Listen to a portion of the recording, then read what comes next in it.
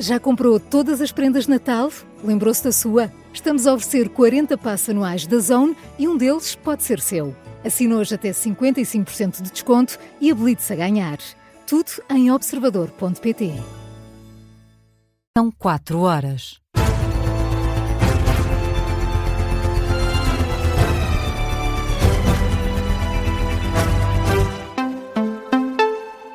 As notícias com Carlos Pedro.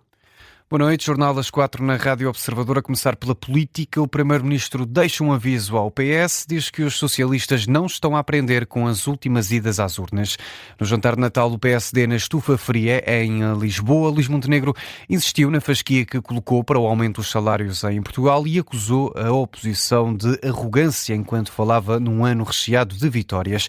Perante os deputados do partido, o chefe de governo elogia a conquista das eleições autárquicas e critica o PS por não ter tirado lições sobre as mais recentes derrotas eleitorais. Miguel Viterbo Dias. Na reunião de Natal da família social-democrata, o ano foi de vitória. Nós fomos colocados à prova em circunstâncias que não eram fáceis e vencemos. E vencemos bem. Luís Montenegro aproveitou a liderança nas autárquicas para atirar à oposição à esquerda, que acusa de arrogância. Sempre a dizer...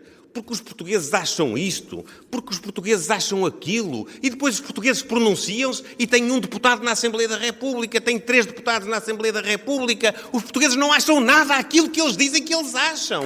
E os outros, que ainda há pouco tempo tinham uma maioria absoluta e agora têm 58 deputados e não querem aprender com aquilo que o povo lhes disse. E têm o desplante de dizer que arrogantes somos nós.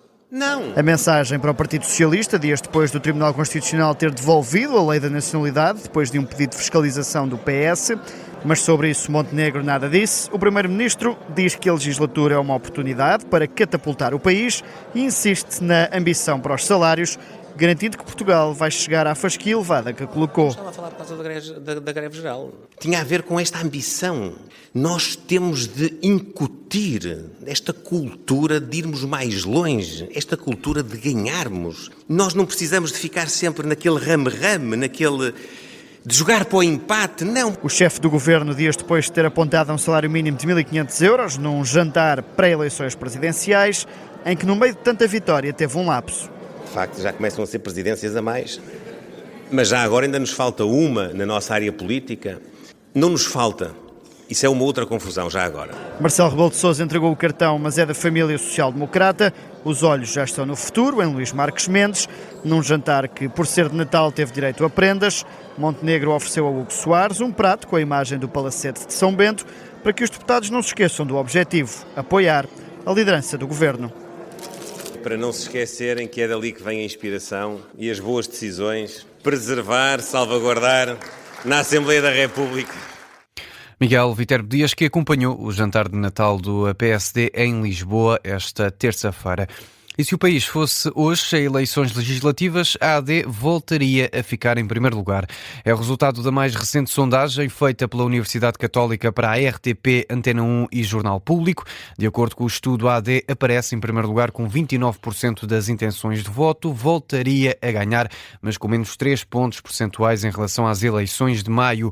O Chega e o PS registram ligeiras subidas. O partido de André Ventura voltaria a ficar em segundo lugar com 24%, seguido do Partido Socialista com 23% das intenções de voto. Mais abaixo, a Iniciativa Liberal subiria 4 pontos, ficaria com 9%, depois o Livre com 6% e ainda o PCP com 3%. O Bloco de Esquerda registra 2% e o PAN com a menos de 1% das intenções de voto. O Governo deve aprovar esta quarta-feira em Conselho de Ministros o diploma que aumenta o salário mínimo nacional para os 920 euros já no próximo ano. O assunto vai ser discutido na reunião da próxima manhã na residência oficial do Primeiro-Ministro. Foi o que confirmou a Ministra do Trabalho esta terça-feira no final da reunião com a UGT sobre o pacote laboral. Amanhã vamos levar à reunião do Conselho de Ministros o projeto de diploma de atualização do salário mínimo nacional para 2026, que, em cumprimento do acordo tripartido que assinámos no ano passado com os parceiros sociais, vai sofrer um aumento de 50 euros, passando, portanto, a fixar-se em 920 euros. A ministra foi ainda questionada se durante estas negociações também haverá discussão sobre o acordo de rendimentos, que prevê subida a um ritmo de 50 euros por ano do salário mínimo. Maria do Rosário Palma Ramalho diz que não. Para a frente o futuro dirá. Neste momento não, trata-se de cumprir o acordo que está em vigor, que prevê esse aumento. Um acordo de rendimentos assinado com a UGT e as centrais patronais em outubro do último ano. Os valores previstos são 920 euros já no próximo ano, passando para 970 euros em 2027 e para 1.020 euros em 2028. Seguimos neste jornal com o debate presidencial desta terça-feira, que opôs António José Seguro a João Coutrinho de Figueiredo. Os dois candidatos mostraram-se satisfeitos com o balanço da reunião entre a UGT e o Governo.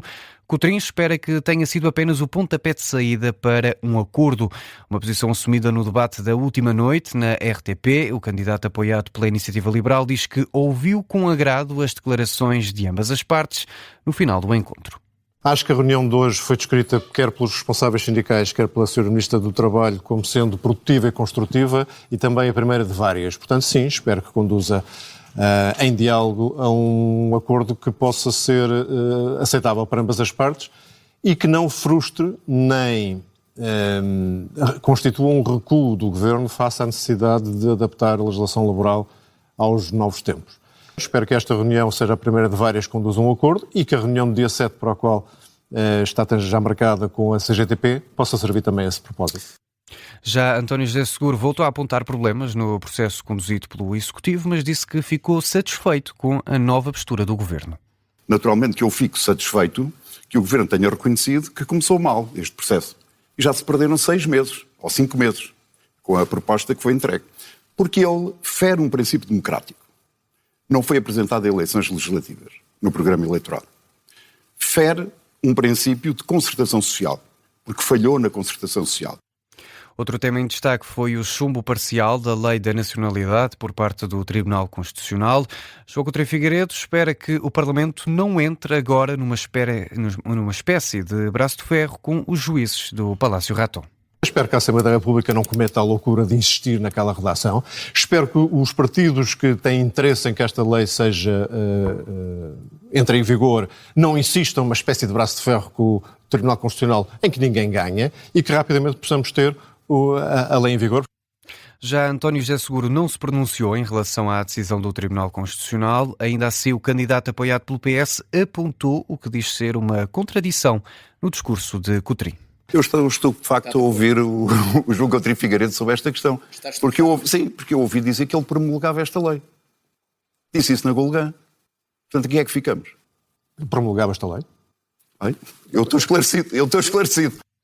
António José Seguro, que aproveitou ainda para desmentir as declarações de André Ventura no debate de segunda-feira. Seguro diz que nunca se encontrou com o presidente do Chega. O próximo frente a frente opõe André Ventura a João Coutrinho de Figueiredo está agendado para sexta-feira na SIC. Vamos agora à polémica a envolver o Ministro da Educação e que marcou a atualidade desta terça-feira. Fernando Alexandre defendeu que as residências de estudantes devem dar acesso a alunos de diferentes estratos sociais, isto porque se forem apenas ocupadas por bolseiros, irão degradar-se mais rapidamente. Vamos ouvir um momento. Se há coisa que é importante para a mobilidade social e para a democracia é a mistura de estratos sociais. E aquilo que nós fazemos no ensino superior é não misturar. É pôr nas residências universitárias os estudantes dos meios socioeconómicos mais desfavorecidos. E por isso, também já agora, é que depois elas se degradam.